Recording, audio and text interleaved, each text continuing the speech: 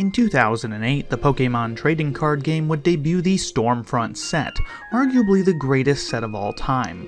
In this set, we'd see a new strategy based around Regigigas LV.X emerge. One of the game's most fascinating rogue decks was being born.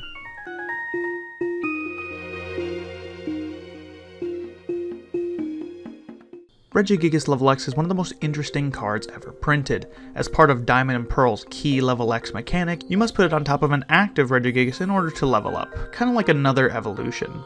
Once it is leveled up, Regigigas gets a ton more HP and attributes to use, but it can also use the attributes from its previous form. Regigigas LV.X isn't just any LV.X card though. For one, it goes from a solid 100 HP to a monstrous 150 HP, one of the biggest increases on any level up. It also takes a whopping 3 different types of energy to power up its main attack, Giga Blaster. Each of these 3 types represent the other Regigolems, being Regirock, Regice, and Registeel, which were created by Regigigas, while the colorless typing in the attack represents itself. If you unite all 4 energy on Regigigas, you unlock the ridiculous Giga Blaster attack, which does 100 damage while discarding a random card from your opponent's hand and discarding the top card of your opponent's deck. Giga Blaster is a great attack, but it is pretty difficult to find all of these energy to power it up. What if your Regigigas also were to get knocked out? How are we going to power up another Regigigas with 4 energy? Well, that's where Regigigas' other attribute comes in, being its Sacrifice Poké Power. Sacrifice knocks out one of your own Pokémon in play, giving your opponent a free prize card, but you get to heal 80 damage from Regigigas LV.X and attach 2 basic energy from the discard pile to it. Sacrifice makes it easy for this deck to build up a Regigigas and basically never let it get knocked out, since you can just repeatedly heal it over and over again. Players quickly realized that Sacrifice gave this archetype a way to execute a unique strategy utilizing the AMU trio which were around at the time, being Azelf, Mesprit, and Uxie. Uxie was easily the most powerful of these cards in most decks, since its set up Poké Power allowed you to draw cards until you had 7 cards in your hand. This card was already used in pretty much every single deck, but Regigigas could use it even better. Usually, using a Uxie in a normal deck meant giving up a bench spot, while having a less useful card on your board. However, with the Sacrifice Poké Power on Regigigas LV.X, you can happily abuse the fact of setup, knowing that Uxie can just be knocked out to clear it from the board later. Mesprit was possibly even stronger in this specific strategy. Mesprit can use its Psychic Bind when it's played with the bench to turn off your opponent's access to Poké Powers during their next turn.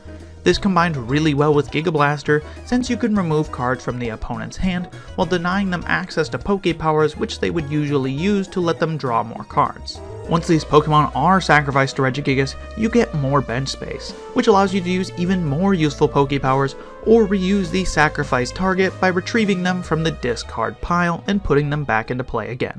Regigigas fit well into its initial metagame, which was a metagame ruled by Stage 2s like Turbo Kingdra. Regigigas did have one huge obstacle though, which was Machamp. Machamp's takeout attack instantly knocks out an unevolved target, even if they had leveled up into a LV.X card.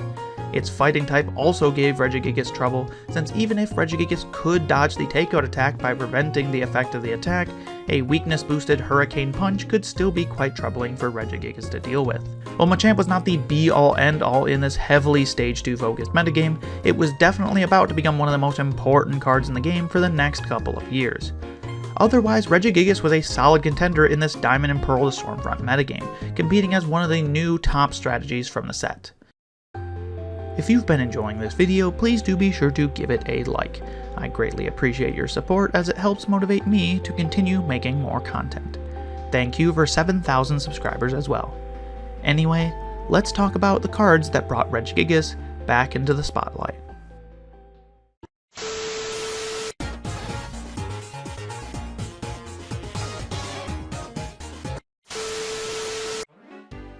The drastic change that would later make Machamp so important following Stormfront was the introduction of Pokémon SPs to the game with the very next set, Platinum. These unevolved Pokémon SPs were owners' Pokémon that worked together in toolbox-style decks to disrupt and overwhelm the opponent. Most annoying of all of these new SPs for Regigigas was Palkia G LV.X, a new competitor that used its Lost Zone Pokepower to clear its bench in a way similar to Regigigas' sacrifice strategy. While Palkia G was arguably even better since it didn't have to give up prize cards to do so, it also disrupted the opponent with Lost Cyclone, which gave it another advantage, since the bench disruption could be devastating against certain decks. Additionally, Palkia G had access to the Power Spray card. Power Spray was a trainer card that could be played during your opponent's turn to deny them access to a single use of one of their Pokepowers, giving these Palkia G decks even more control over the opponent's board than Regigigas. The Palkia G focused decks, sometimes called Legos for the way they slowly build their board, took over the State Championships metagame of 2009. While Regigigas still competed in this metagame, it was no doubt in a slightly worse spot since it competed as a Pokepower lock deck with the Legos deck, while also being much worse off from the increased presence of Machamp. As Machamp was a great counter to these other big basic strategies that had popped up into the metagame. Still, Regigigas put up many top 4 states placements and got to even claim the 2009 New Jersey States title as its own. The following set, Rising Rivals, though, was about to put Regigigas in a worse spot for the rest of the year. The biggest culprit of this change was a secret deck. After underperforming at US Nationals, Flygon burst onto the scene at the 2009 World Championships. While its colorless weakness may initially suggest that it would lose to Regigigas, its level X tells a completely different story, as the extreme attack will instantly knock out a Regigigas level X in a single hit. Flygon saw a ton of play at this year's World Championships, with a top 32 dominated by different variants of Flygon. Worst yet for Regigigas were Flygon's partners that it often used in the deck, such as Machamp from Stormfront or Mewtwo level X. Mewtwo level X had been seeing a surge in play to counter these SP-focused strategies that had popped up. Just like with Machamp, its hatred of unevolved Pokemon included Regigigas. New SP tools that powered these SP box decks like Toxicroak G, DP41 Promo, and Dustox G also made it difficult for Regigigas to compete against these improved SP decks. For the remainder of 2009, Regigigas would bow out of the metagame, unable to compete against increasingly powerful new competition. But it was just biding its time for better days.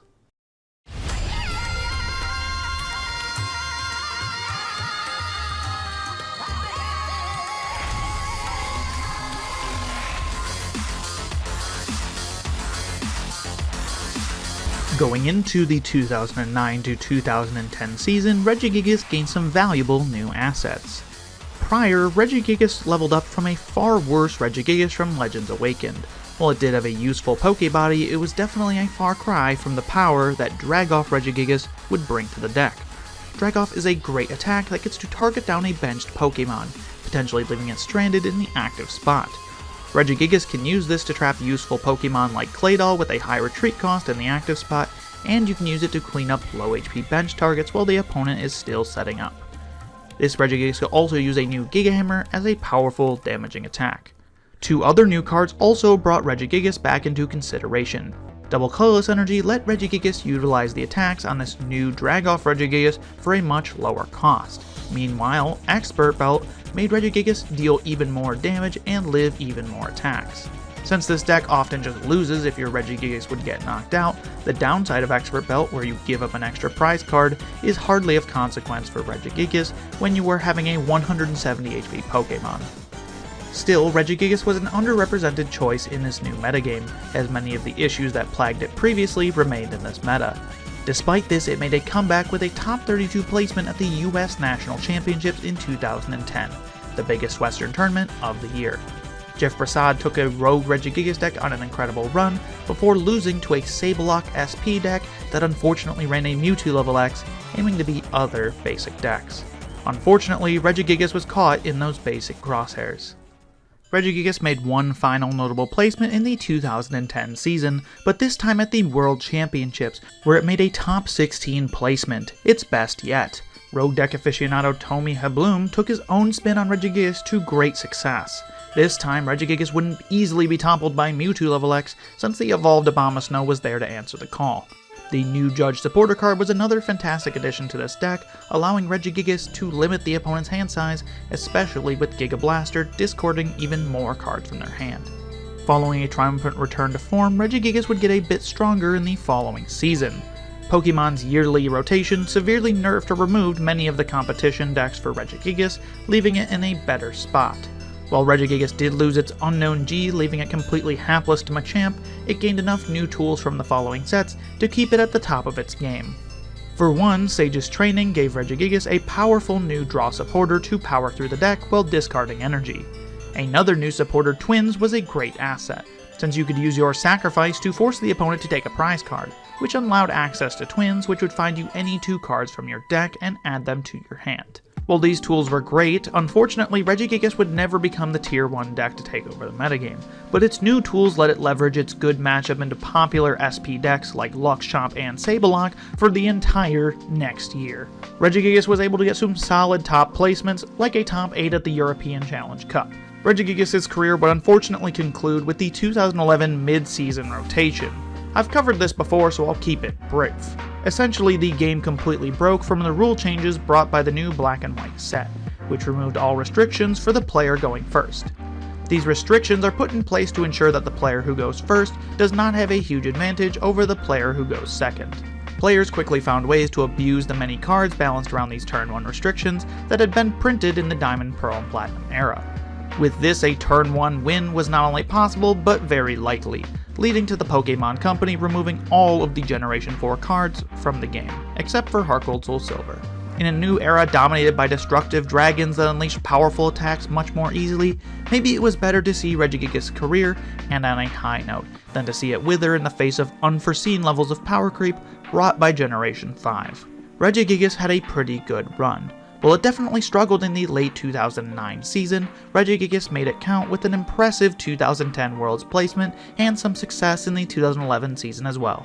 Regigigas' unique and imposing playstyle makes it one of Pokemon's most fascinating and beloved rogue decks, remembered by all players who got to see it in action. Thank you all so much for watching. I would appreciate it if you'd give this video a like, as it motivates me to keep making content like this in the future. Let me know what deck you'd like to see covered in a video like this later on. I would love to keep talking about the game's most interesting strategies, formats, and cards across the game's history. Thank you all for tuning into the Whimsicast, and I will see you in the next video.